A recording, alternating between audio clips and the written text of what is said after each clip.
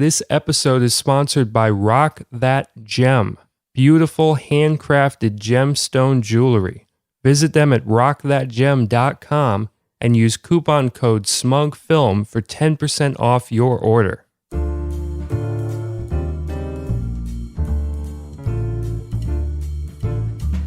Welcome to the Smug Film Podcast. I'm your host, Cody Clark. With me today is Jenna Ipkar. Hello.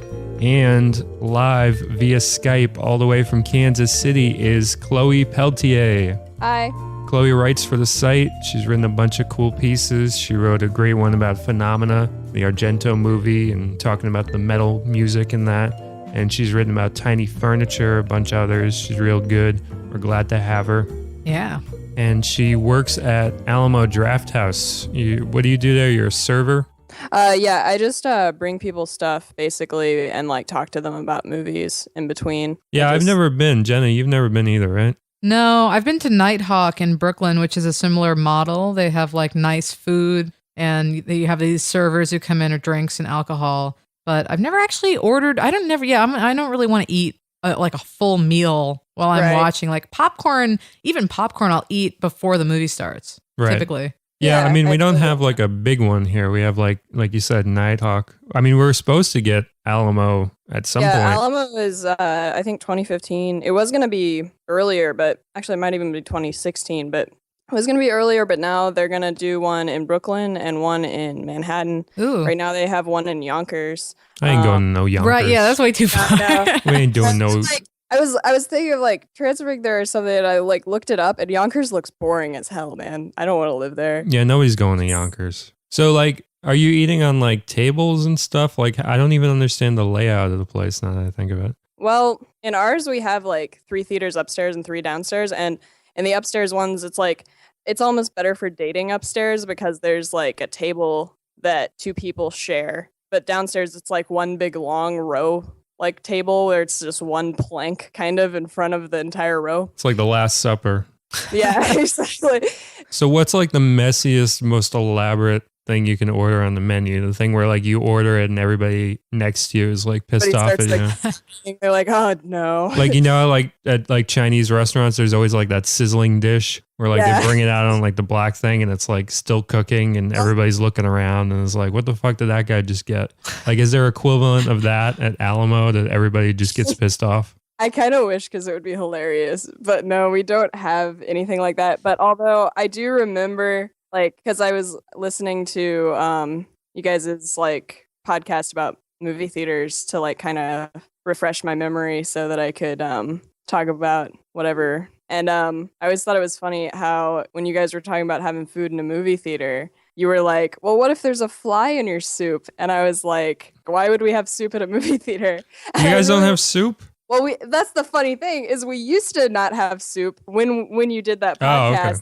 I wanted to like yell at you guys and be like, why would there be soup? That would be stupid. And now there's soup. But now there's soup. So you're not the only one there that's listening to the podcast. Somebody higher up probably heard it and was like, you know what? Soup. Yeah, the quietest of foods. Tim League, founder of Alamo Drafthouse, is listening. And what's his name again? Tim League. Tim League. Shout out to Tim for listening to my suggestion. Send you a rock, Tim. You're welcome, Tim. I didn't get your thank you card in the mail, but I'll expect it shortly, of course. So wait, you have soup now. We have a special called the kale and white bean soup. That sounds like something I would get. I know. It's the fucking Cody Clark soup. And we don't have anything else like that. We don't have, everything else is like Royale with cheeseburger and like you know, the classic like very Midwestern. Very Midwestern, or like carnivore pizza. It's like a pizza just covered in meat. And then all of a sudden we come out with it's like kale and white bean soup. Dude. That's definitely for you, Cody. Dude, that's a shout out if I ever heard one. Yeah. It's delicious. I had it. I was like making fun of it. I was like, this is so stupid. And then like I tried it and I was like, this is great. I mean, it makes sense as like a food to eat if you don't want to disturb people because, you know, you're just sipping quietly. When I watched Interstellar, I had that and lavender tea, which also sounds like you would have. Lavender tea? That's good. That's tasty. Are you sure there isn't one of these in Brooklyn? There will be. It's going to be in a lame part of Brooklyn, though. It's going to be in freaking Williamsburg. Yeah, I don't think so. I think it's they're opening in Fulton or something. Oh, really? That would be great, yeah. That would be badass. All right, so we covered soup. Yeah, my only issue with the soup thing is that like if you get like a fly in it, first of all, how do you know? Second of all, you got to call you over and stuff, and it's a whole thing. And Yeah, do people ever send food back? that's a good question. All the freaking time. Also, like they try to talk to me. Like I'll say that's the most annoying thing, really, of anything is like we do everything by paper. I'll come up to them and I'll say, all right, once the movie starts, you can only talk to me by writing me notes. And I try to make it a positive thing. I'm like, yo, it's actually really cool, like because you can write notes to your friends, like you're in high school, and you guys can write like a whole book about this movie. You can like review this movie to each other without saying a word, and then you can leave it on the table, and I'll read it later, and that'll be awesome.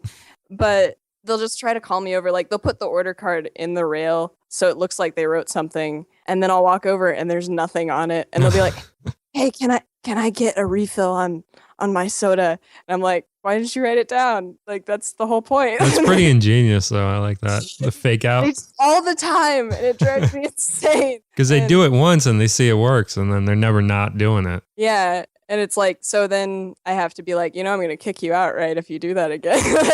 Have you ever kicked anybody out? I don't personally get to do it. What happens is basically the way it works is if I hear people talking or if I see them texting really brightly where it's lighting up everything, then I tell a manager and then I go and I tell them to stop. And then if they don't stop after I've told them to stop, the manager comes and like kicks them out. So it's basically like a 2 strikes type of situation. Are they usually like belligerent about it, or do they? Yeah, they're usually pretty pissed. Sometimes they're pretty cool about it. Like rarely, but sometimes. Yeah. A lot of the time they're just really flabbergasted that that's even a thing. Right. Like, they're usually just like, I can't talk during the movie. Are you kidding? And I'm like, well, I'm glad that like somebody's enforcing that, because it seems like with most theaters, like you can do pretty much anything and they're not going to kick you out. Like, have you ever seen anybody get kicked out of a theater, Jenna? I can't even remember that ever occurring.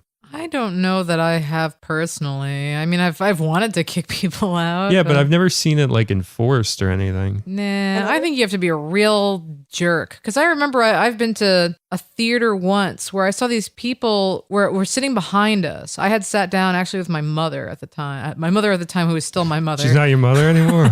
You got a new one? oh dear.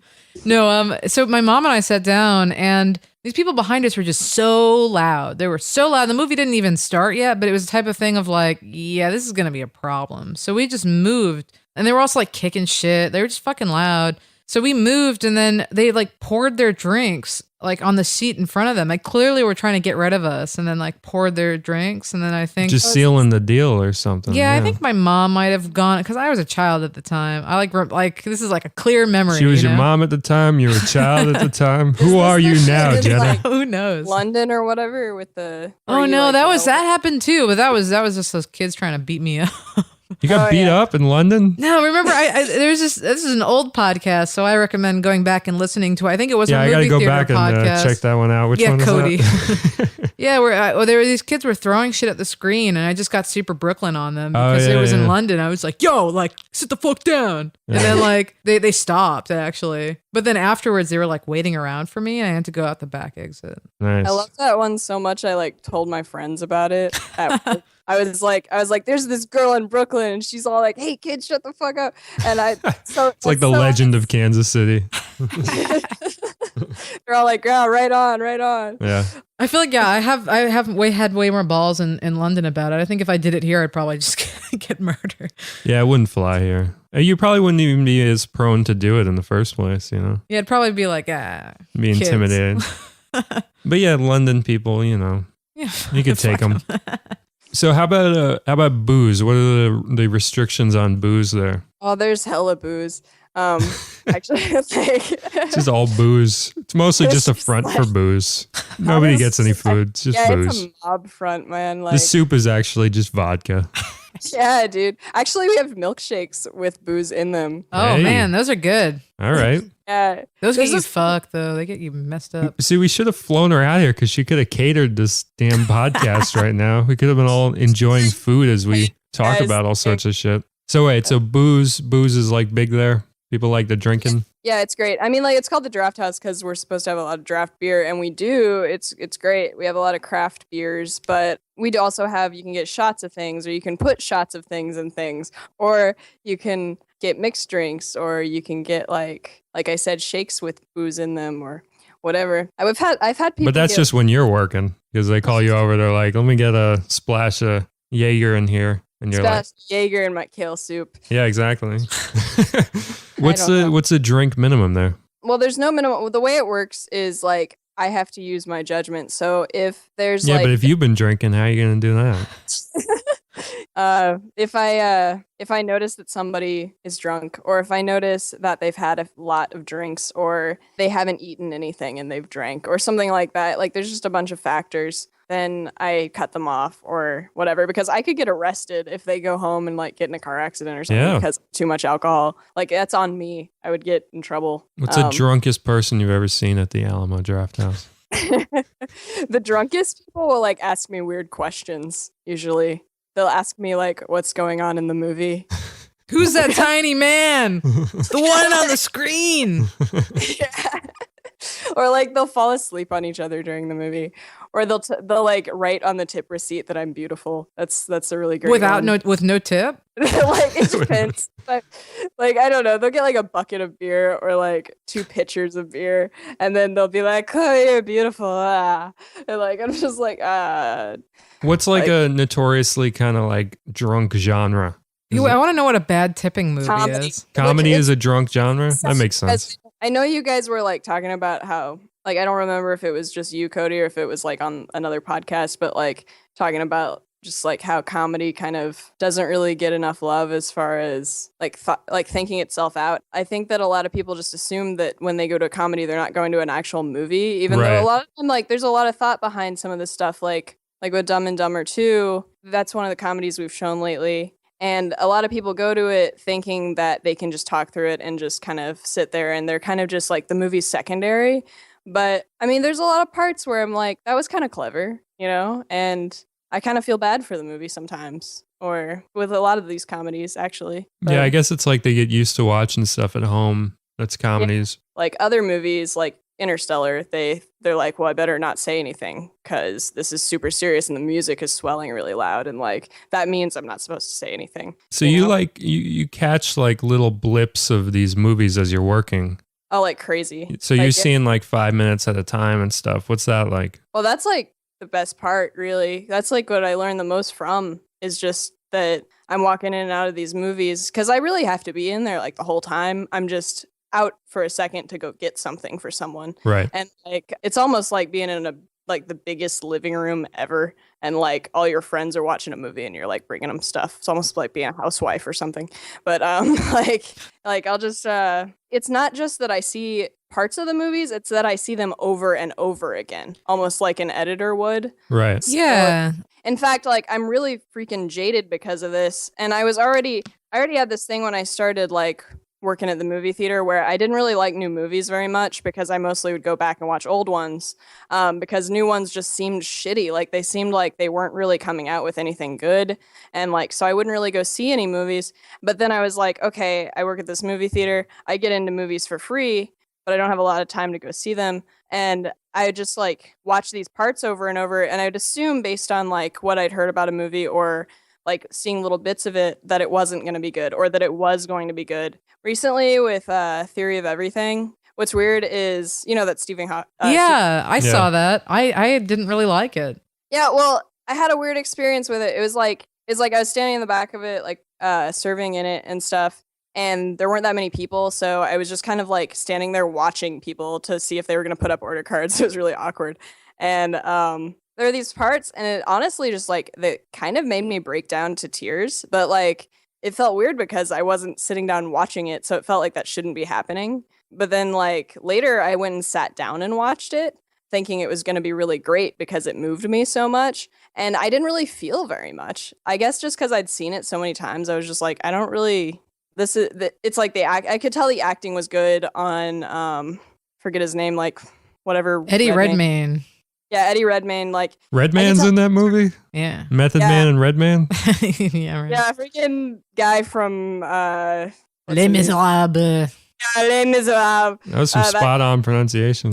Hold on, let's do a quick Les Miserables off. Let's see which of you can do a better Les Miserables. She has a French last name. I know, she's probably going to win, but Jenna, do it again. Les Miserables. That was pretty good. Okay, Chloe, your turn.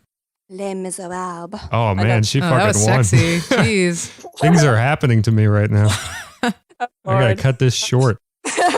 That's funny. You know, I wonder if it's because when I watched that movie, I thought it was such a formulaic, kind of boring film. You have interesting people, you know, this sort of interesting thing happens to him, but it was almost like Titanic. Like you knew the worst thing that was going to happen. Right. Because like he's freaking Stephen Hawking. Like, you know, the worst thing that ever happened to him.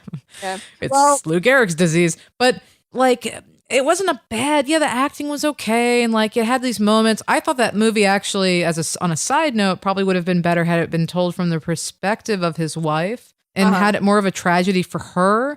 And sort of that she going in knowing that it's going to fail and then having it fail and then it being even like harder than she anticipated, but still loving him and like maybe even putting him in maybe a sort of bad light in a way. Because there's plenty of to flesh out. I think that they were afraid to because it was Stephen Hawking. You know, like no one wants to be the guy who called Stephen Hawking a dick, you know?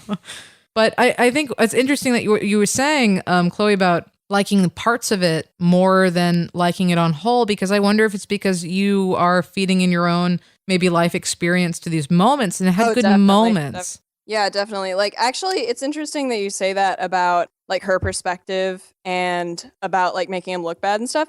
I've read reviews and I've actually had a lot of my coworkers say the same thing. It's just that what was interesting to me about that is it almost feels like they do that. Like a lot of it, like people have been hailing Felicity Jones, like saying that she did a really good job and that like you can really feel for her in the movie and everything. Like a lot of my coworkers, like when we were watching the trailer for it, they would yell out like, spoiler, he cheats on his wife and shit like that, you know, like, and I'd be like, well, yeah, it shows that in the movie. The whole thing happens in the movie, like, and he kind of looks like he has a god complex in the movie. And because it's like he's not expecting to live this long, you know, and then all this stuff happens where he just like has this massive success and it's almost like he thinks I can do anything because I am overcoming this and I can do whatever I want despite that I'm in a wheelchair. It's kind of like nothing can stop him. And you kind of see how it seems like he's using his family in a way. But that's why I wanted to see more of that kind of downfall. I feel like that just kind of goes up and then they both sort of part ways. Apparently Hawking's second wife like abused him or something. Wow. And so like there's all this also drama. I feel like there was a little more drama that they could have used and they just kind of kept that crutch of like one disease, which is terrible. Like I'm not trying to, it sucks, you know. Sorry, Steven, but I have a question about the movie. Yeah. You know how with like biopics, like the people try and do like the person's voice and stuff, like with like you know, Lincoln and Daniel Day-Lewis and stuff. Well, in this case, they just have to use that fucking computer program that he used, and then they have his voice completely perfect. Did they do that in the movie? Oh yeah. They just had his perfect voice. You don't have to do any work. They did, but it's amazing. Like, you just download it. That's true. They should have credited the computer. Yeah. I think they said it was like what it used to be like an answering machine at first, like before they made it. Right. Yeah. In the movie, he says, oh, they're like, what do you mean it's American voice? And the guy's like, tough shit. It never gets referenced again. They never try to make it like an English voice ever. No, like actually his acting though, when he's like, it's really like kind of heartbreaking when he's trying to like talk and stuff and like that transition between him being able to talk and not being able to talk. I feel like to me that part, that's probably like the best thing about the movie is just like how well he pulls that off. Yeah, he does a good job of it. I just thought that didn't have as much like drama. It didn't have any weight. I mean, besides like just sort of like you feel bad about it. You're like, yeah, that sucks. Yeah. Like I don't want to be in that situation. But it's also again, it's like that's what you know is going to happen. You know, like you're. It's predictable. Yeah, you're braced for it. When the computer voice comes in, you're like, yeah. I was waiting for that. Yeah. You know, like transformed now. Yeah. So what would you give it, Chloe, out of like 5? Out of 5, whatever is apples, peanuts, pears, pineapples, stars, whatever the thing is. Oh God. Probably like 3. out of 5. 3 what? 3 computer voice buttons. All right. And Jenna, what would you give it out of 5? I gave it 2. 2 what? 2 computer voices. You just copied hers. Fine, I'll do a different one. 2 big bangs. 2 big bangs. I like that. I give it 2 big bangs. All right, so we're gonna take a break real quick, then we'll come back, ask some. Answer. We're not gonna ask questions. We're gonna answer questions. People send in questions, we answer them. That's that whole thing. And see you soon. And now, in defense of Yonkers, John D'Amico. Fuck the 3 of you Brooklyn snobs. Yonkers is a fine place with a fascinating, though troubled history. It has a proud Irish and Jewish heritage. It was very nearly the 6th borough of the city of New York, but it turned that down. Though the northern half of the Bronx, the Riverdale region, was once the southern part of Yonkers. The elevator was invented in Yonkers. My grandfather's gas station, his business, was in Yonkers, which put food on the D'Amico table for a generation. The Yonkers Alamo Drafthouse is a great theater with good programming and good food and a much better layout than the cramped Nighthawk Theater, which is the Brooklyn equivalent. And it is very Brooklyn of the 3 of you to have the second best example of something around and assume it's the best. This has been a Defense of Yonkers by John D'Amico.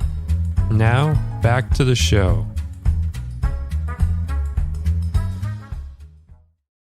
And we're back. All right, first question. Jason asks thoughts on Interstellar and also thoughts on Matthew McConaughey's kind of renaissance in general that we're experiencing. I didn't see Interstellar. Jenna, did you see that? I keep getting pushed back. I keep wanting to see it, and I keep getting pushed back. Pushed back physically? Yes. Are they barring you from the theater? Were you drinking at the old Alamo Drafthouse? Yeah, you know how it is. I brought her so many winter grinds. What's a winter grind? Yeah, what's that? I could go for some like winter grinding. It's a delicious coffee beer that makes you have. It's like caffeine and coffee, or caffeine and beer at the same time. So you're all like, "Yeah, I'm gonna do shit." Next time we gotta have Chloe in person. I'll just bring a lot of winter grind. Did you see Interstellar? Yeah, it was kind of like that thing that Ned Martin or was it Ned Martin? I don't remember. The guy you had on about movie theaters before. He was talking about how Ned Martin. Yeah, he was like talking about how they're kind of like watching a car crash or whatever. Interstellar kind of feels like that because it's like you expect it to be really great, but then it's kind of, I don't know. I think it really has, the really weird thing about that one is that I was reading reviews of it and everybody was saying how they didn't like all this time travel stuff that happened. They didn't like all the stuff about love and everything, and they thought it was cheesy. Who doesn't like love? Love is great. Right? I know. I love time travel stuff. But like I was thinking I really like that stuff, but I didn't like the rest of the movie. Like all the stuff where they're talking about like basically any part with Anne Hathaway in it. Like not because of her or anything, but just like all the stuff they talk about. Let's be honest, because of her. No, she doesn't suck. It's just because she was in Les Miserables. But yeah, whoa, say it again. Les Miserables. Oh, no, come on. It's never going to be the same. We had that one perfect soundbite. I'm going to isolate and use as my ringtone. We're never going to get another one as perfect.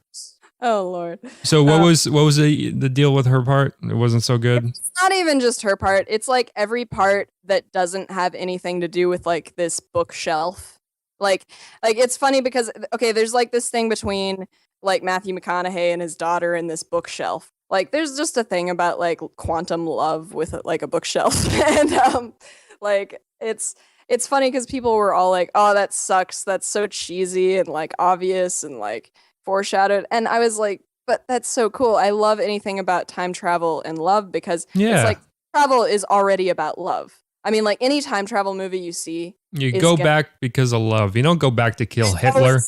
You go back to get some lady. To kiss Hitler. Yeah, go back to kiss him. Yeah, it's just because maybe he won't do it anymore. Maybe he'll just realize he'll see the light. That's when he didn't need to die. He just needed some love. You know, it's funny, like Christopher Nolan movies, and I can't remember if we talked about this in a podcast. We've surely trashed him before. But I feel like all of his movies are about like what you're saying about how like you liked the sort of maybe more human aspect, but you didn't like the rest of it. I feel like he does this sort of thing of like, hey guys, I got a great idea. Now let me tell you about it. He's like selling you on the premise the whole goddamn movie with any of his do stuff. it, man. Like just freaking show me some time travel and shut up.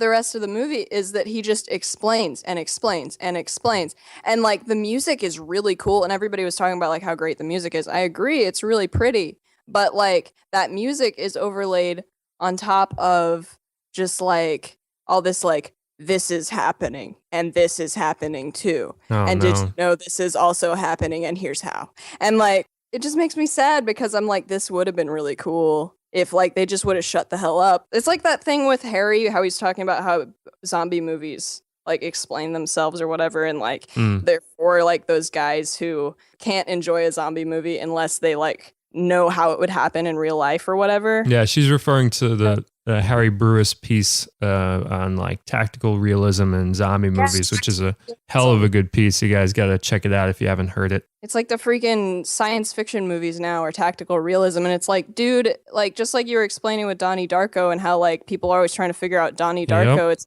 the way the time travel works isn't the point. Like it's not these diagrams and shit. It's the fact that time travel is love. And like, it's just funny to me that that's what people were dogging on that. Yeah, that's, I mean, my whole thing on Donnie Darko is that the whole point of that movie is that it's not supposed to be able to be solved. It's supposed to be convoluted because it's being used as, all the science fiction is being used as a metaphor for how confusing being a teenager is. That's the whole point of it. It's not a fucking puzzle. People treat movies like they're puzzles, like they're fucking Rubik's Cubes, and they're not. You read these like giant essays online, people breaking shit down on like Primer. There are like infographics on the movie Primer. I hate Primer. Where it's like, all right, this guy went here and this guy went there and this happened and this is the timeline. It's like, fuck you, dude. Just sit down and watch the movie. It's kind of a weird like movie where you're not supposed to get everything. I think for Primer, I think that's exactly what they wanted, though. I think of all the movies, that's what they wanted for that. I thought that until I saw his next one, because his next is what was it, Upstream Color? Upstream Color. Yeah. You're not supposed to get everything, and it's pretty straightforward in that regard. And I think that's just his vibe. I think Primer was supposed to be that way, and then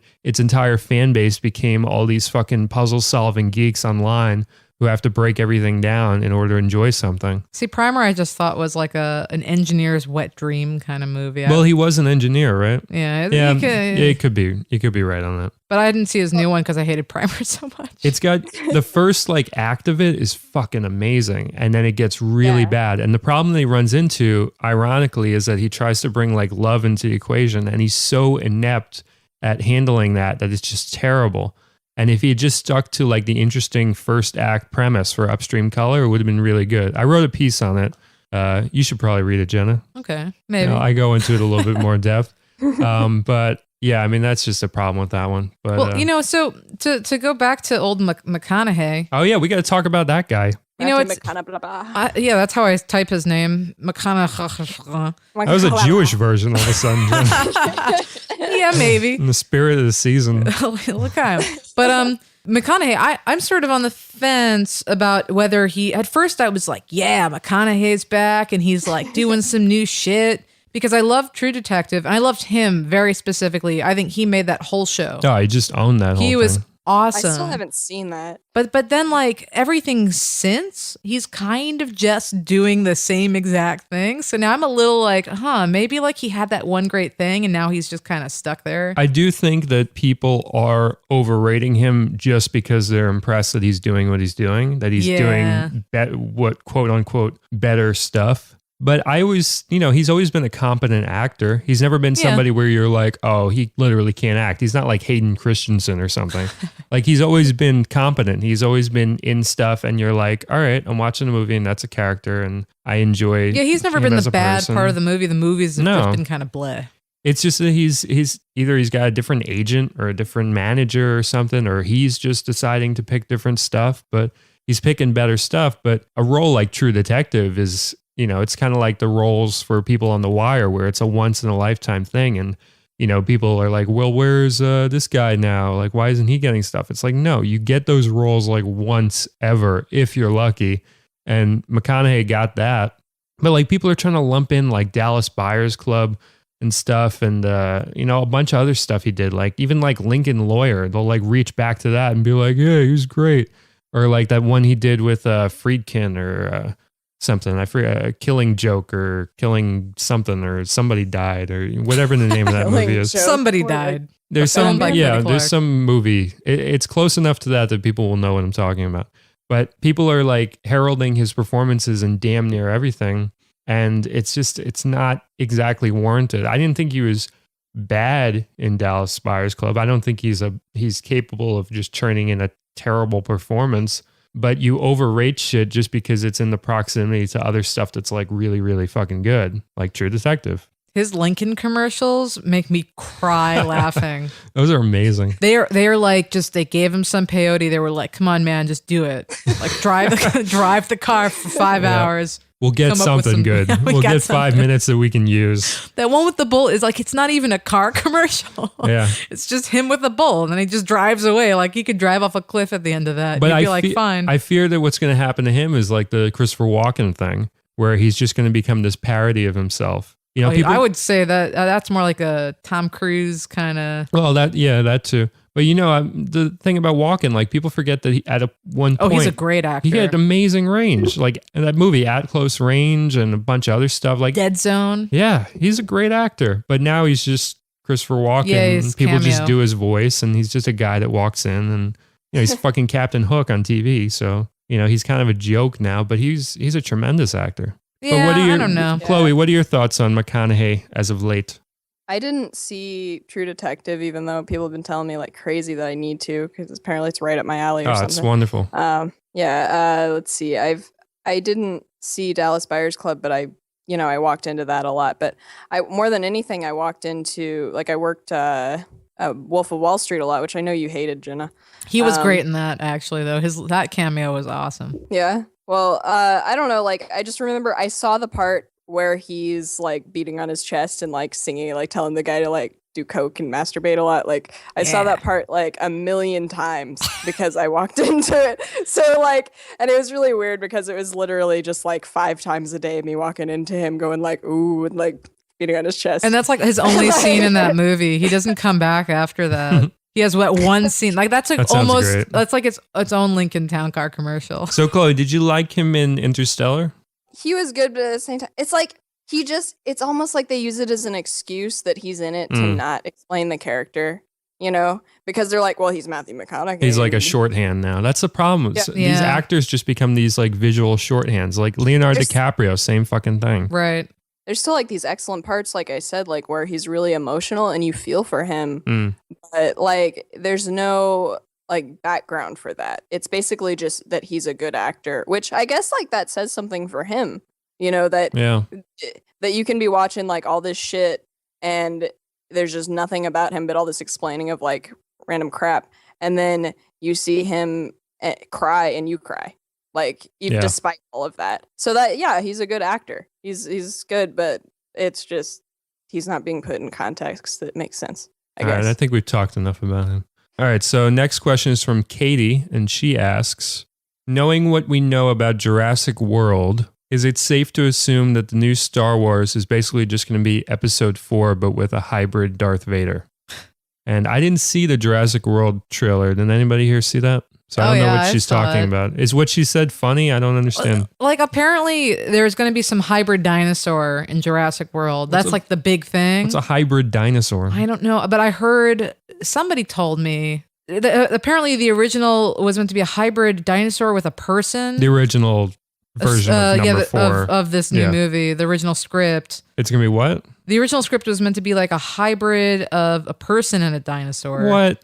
And and then I think did they show the actual sex? Is that Act 1? No, that would be have to be sex. That would be a great movie, actually, Mr. DNA. But now it's just 2 dinosaurs, I think, but they don't tell you what because that's like the big reveal. What? It's 2 dinosaurs that are put together. Two dinosaurs, just so going at it. Do we see that? So, are we excited about Jurassic World? I think it looks terrible. I love Jurassic Park. I'm not excited at all. 2 and 3, not so good. No, so terrible. Can't be going into 4 with too much expectation. And I don't care about freaking Chris Pratt right now. You know, like he's funny. Chris Pratt's in it? Yeah. You know, like he's also the other big That guy. leads into question number 3, actually. Let me just read question number 3. We'll sort of hybrid these like a dinosaur. We'll put the 2 questions together, make them have sex and see what comes out. Yeah, Devin asks, what the fuck is up with Chris Pratt and everything lately? It's just because of he lost weight and then was in a superhero movie. That's all you got to do, right? That's it. People love that shit, but you know what? It didn't And he's work friendly. didn't work for Seth Rogen. He lost weight. He was in Green Hornet. Nobody gave a shit. Everybody was pissed off. They hated the movie. Chris Pratt got more attractive. And Seth Rogen just looked And he just kind like of looks Seth like Rogen. thinner Seth Rogen. Looked like Seth Rogen in a funhouse mirror.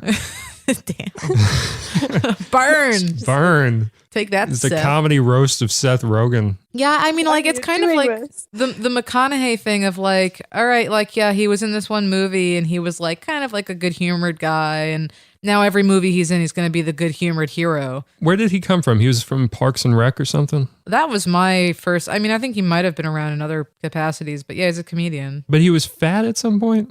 He wasn't ever fat. He was just sort of out of shape. Well, that doesn't count. He's got to be like that guy on fucking Mike and Molly or something, you know? No, That doesn't Gotta be count. like, But yeah, I mean, like, I don't, there's like a before and after, like, you know, like Zach Galifianakis actually. It was kind of like that. What do you mean? He lost a ton of weight recently. Did he? Oh yeah. He used to be slim. Back when he did the VH1 show, like around like 2001, and He's nobody like knew who he was. He back was to like a that. slimmer guy. That's good. Yeah. But yeah, do you like Chris Pratt, Chloe? Are you a Chris Pratt fan? Do you have a Chris Pratt fan page? I did. I didn't really give a shit about Chris Pratt before Guardians of the Galaxy. I still don't really give a shit about him now, but I liked him in Guardians. Like that movie was fun, you know? Like I really like the part in the beginning where he's like dancing with his Walkman and shit. But I feel like he just works for that movie because that character is just kind of, it seems like that's just his character or whatever. But So now they're trying to like carry him around. Right. So it's like the McConaughey thing where that's like his true Yeah. detective. And Yeah. he's kind Yeah. of stuck with that. And that's that. We Yeah. like a lot of non-threatening male leads lately. That's like the new Wait, thing. Yeah. By we, do you mean the ladies? I meant like the current crowd, but maybe the ladies.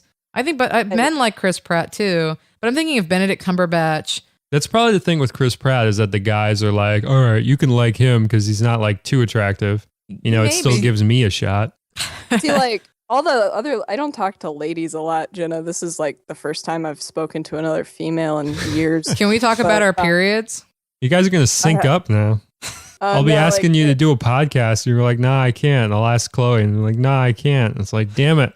We're both in the fucking bathroom. synced up. Today. Wait, so Chris Pratt, is he attractive? He's cute, but he's like friendly cute. That's what I'm saying. He's not like, we don't really have these leading men that are like man's man, like sexy anymore. Yeah. Like I'm trying to think like, cause even someone like Robert Downey Jr., who I feel like has become this big, like, you know, sort of, But he's like 5'2". but yeah, he's kind of goofy and he's more like witty than he is even attractive. Yeah. You know, stuff like that. And Benedict Cumberbatch, who's a weirdo, he looks super bizarre, but like there's something insanely attractive. Like I'm. Is there really? Oh yeah. What is it? yeah. What does he exude? Like Sherlock. But you can picture Sherlock. him actually on top of you? Like, because I can't. But I think that's the thing is that you don't want, now it's like moving away from the picturing a guy on top of you and it's more about like picturing like snuggling or like him like, you can picture snuggling with Benedict Cumberbatch? oh, I'd snuggle all up in that batch. Damn. I can't picture it. I mean, like, I think that the thing with even the ones that are, if there is a manly man's man or whatever, now they make him like a cartoon of that to make fun of it because they're afraid. It seems like they're afraid to have just like a guy. What about like the Like- Thor guy? Is he attractive? Oh, he's hot. But he's he also a looks little like this- dopey. Yeah. He looks inflatable, like the the muscles. Yeah, Like, he's like a Stretch looks- Armstrong.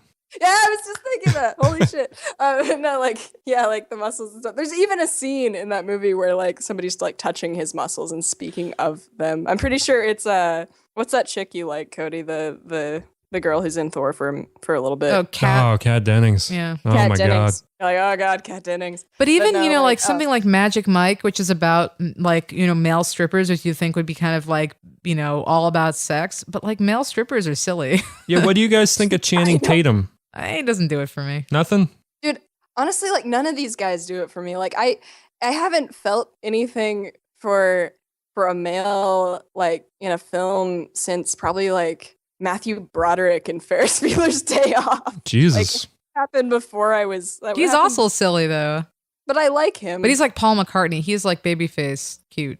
Yeah. But now even Matthew Broderick has gone soft. Like now Matthew Broderick has like this weird, like he's taken his face is like weird. It's taken on like a weird consistency, his face. He's taken on like, I'm a musical guy, but I'm not gay type. Yeah, he's doing the Hugh Jackman thing. He's always done theater though, hasn't he? Oh, Broderick? Hugh, definitely, yeah. Yeah. But it's like they become that just synonymous with it. Like when's Broderick been in some fucking thing that's not that, you know? It's weird. Oh yeah, no, he's all musicals now. Weird. At least Hugh Jackman kind of shakes it up a bit, but he's got claws once in a while. Yeah. I seriously can't think of any like male actor that I've been attracted to though. Like honestly, really weird thing is I got excited about How to Train Your Dragon 2 playing in the theater while I was working it just because I liked the voice actor. I just liked his voice. Is that what's his face? Oh shoot. What's the name of that guy who's in Undeclared and stuff? He's all like rah, rah, rah. You know that guy, right? He's in the super bad movies like with Judd Apatow and stuff. He's like, my hair is weird. Michael Cera? No, the other guy. Oh shoot, let me just look it up. You guys talk about talk about girl things. I'm gonna look it up on the thing. Tampons, cupcakes, boys with a Z. And then it went silent. Keep talking. I have to look on the computer. Keep talking. I'm trying. Yeah, all right. What guys are we attracted to? Jay Baruchel, that's his name. Who?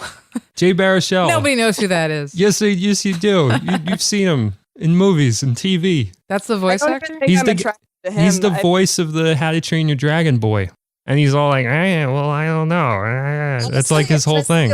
Shout out. I don't even think I was attracted to him. I think I just liked hearing his voice because it sounded a little bit like John D'Amico in the podcast. You have a thing for John D'Amico? Ooh, we're telling John. We got an exclusive scoop on Smug Film. Breaking news. This just in. I don't have a thing for John D'Amico. I just like the idea of the voice because I'm like, oh, cool. That's they're gonna talk about cool shit and not like dumb shit. You think he's just gonna start talking about movies while he's on the dragon? No, but I was like, this reminds me of this. I'm happy now. I mean, I don't know. It's weird shit reminds you of shit. Whatever. Anyway, I did a fucking spot on Jay Baruchel before, but neither of you are gonna appreciate it until you look him up later. But that was like eerily good. Anyway, so that's the end of the show, I guess, right? Anybody else got anything to add? Any parting words for the listening audience? If you liked Two Girls, One Cody, you should YouTube Two Camels, One Car. Oh yeah, you gotta look that up. Jenna showed me that earlier. Did you see that yet, Chloe? Yes, I did. That's basically what we sound like right now. It's just like, It's whatever. A very accurate depiction of my everyday life. I think Two Girls, One Cody went well today. That was pretty good. Yeah. All right, y'all. You got any parting words, Chloe, for the audience? I like that when I'm podcasting, it's not the same as a regular talk show because like I can drink real coffee instead of water in a mug that like everybody's making fun of because like everybody knows it's water in a mug. But I can just drink actual coffee, and then like throughout the podcast, as I drink more coffee, you can hear me get more caffeinated and less sleepy. This is a very long final thought. I like that I can do this podcast on the toilet. Yeah, Jenna's dropping a deuce right now. With Cody. Yeah. In the room. I'm peeing in the sink. She's dropping trap. All right, my final thought is have a nice day, everybody. Not just Jenna and Chloe, but everybody listening at home, I suppose. All right? Yeah. We softened him with our feminine I know. wiles. All this estrogen flowing through me. All right, y'all. See you guys next time. Everybody say bye. Bye. Bye. Bye.